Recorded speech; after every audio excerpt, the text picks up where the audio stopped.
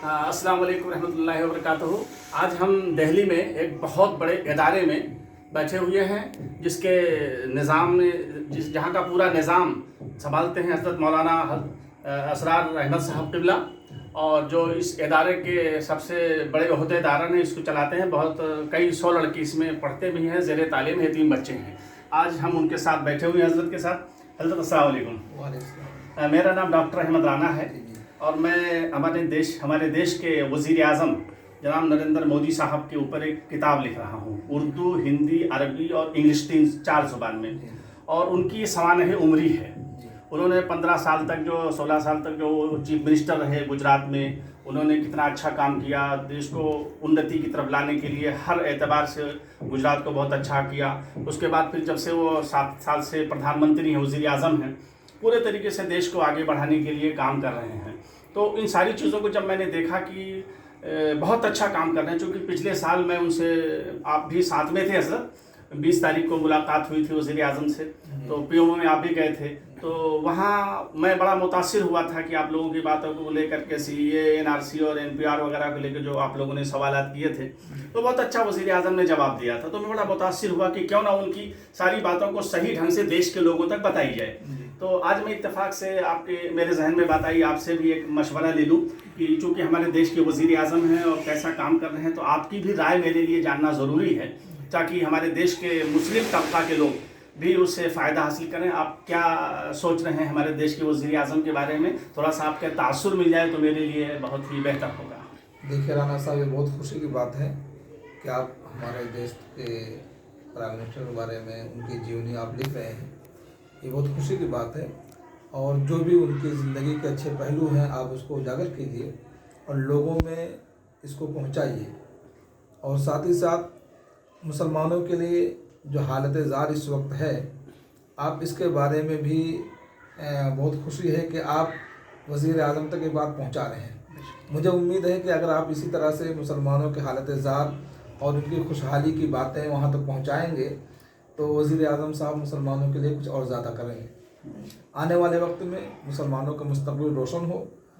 मैं यही उम्मीद करता हूँ कि मुसलमानों के लिए और ज़्यादा काम किया जाए, और आप जैसे लोग अगर लगे रहेंगे तो इंशाअल्लाह काम होगा मुसलमानों के लिए।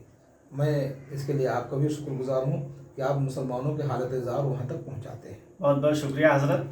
और चूँकि 20 करोड़ हमारे देश में, लगभग 20 करोड़ मुसलमान बसते हैं, और हमारे देश में हालात ऐसे हो गए हैं कि मुसलमानों के तई जो बातें पैदा हो रही हैं लोगों के बीच में, जो नाइत्तेफाकियाँ, यानी उनके तई गलत फहमियाँ जो पैदा हो रही हैं, तो मैं सोच रहा हूँ हज़रत, इस गलत फहमी को दूर करने के लिए किसी मुसलमान को ही बीच में आना होगा तो अच्छा रहेगा। तो ये सोचकर मैं ये कदम उठाया हूँ ताकि हिंदू और मुसलमानों के बीच में जो खाई है उसे ज़्यादा से ज़्यादा ख़त्म किया जा सके, और हिंदुस्तान में गंगा जमुनी तहजीब को पूरे तरीके से कायम रख के हमारे देश के वज़ीर आज़म की क़यादत में अच्छा से अच्छा किया जाए।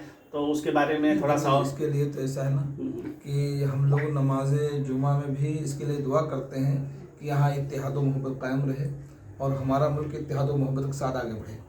जब तक इत्तेहाद नहीं होगा आगे बढ़ने की गुंजाइश नहीं है। क्या बात है। तो इत्तेहाद होगा, इसमें हिंदू मुसलमान सब मिल के रहेंगे और तभी ये मुल्क आगे बढ़ेगा, और आगे बढ़ाने के लिए मिलकर रहना ही ज़रूरी है। क्या बात है। बेशक बेशक, इसके अलावा कोई रास्ता नहीं। इत्तेहाद ज़िंदगी है और ना इत्तेफाकी ये मौत है। बेशक बेशक। तो ये हर चीज़ के लिए ज़रूरी है, चाहे ख़ानदान की फलाह बहबूद का मामला हो, कबीले की फलाह बहबूद का मामला हो, मुल्क की फलाह बहबूद का मामला हो, किसी की भी फलाह का मामला हो, तो उसमें इत्तेहाद ज़रूरी है।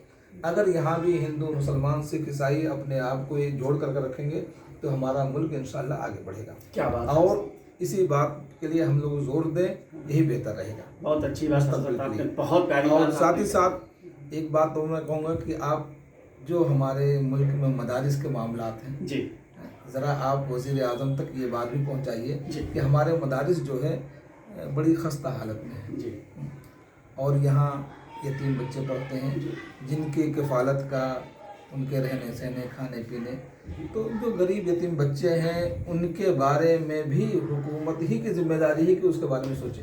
क्या बात। बहुत तो मदारिस इस्लामिया में बड़ी तादाद उन गरीब बच्चों की है, तो इन मदरसों के बारे में भी कुछ सोचा जाए बहुत प्यारी बात आने वाले वक्त में।